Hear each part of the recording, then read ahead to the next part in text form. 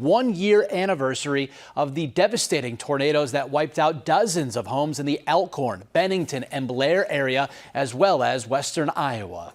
All week, we are focusing on different parts of the story for Storm Week. Our Brian Mastry joins us live from Elkhorn this afternoon from one of the hardest hit areas from April 26th of 1 year ago. Brian, good afternoon. Good afternoon, Dave. Yeah, you can imagine how jumpy those sirens were making folks in this area feel last night. It's still remarkable as you look around and realize that with all of this damage in Elkhorn and Blair, that no one died.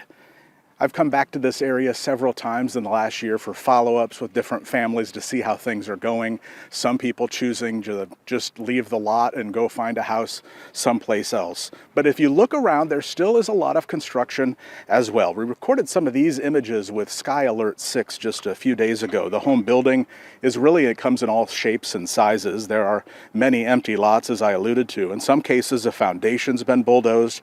Other properties still have a basement. Some places are for sale by a realtor. Others sold their lots. Some folks are now in a floodplain they weren't 40 years ago, and that changes all the rules for building.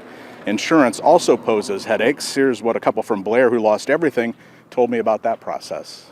Think about how much time we've spent trying to get all the proper documentation, trying to educate ourselves to understand, like, what does this part of the policy, what does this wording mean? Does it cover this? Does it not? I mean, gosh, if you have like 6 weeks of vacation at your job, do you want to spend that working on insurance stuff? Like, that's what we're doing. I mean, that's no fun. Here in Blair, 19 of the 20 homes in the neighborhood were either destroyed or seriously compromised. Most are still in states of rebuild. Now, don't get me wrong, this family grateful for the insurance, especially when they heard another family story where the insurance had lapsed.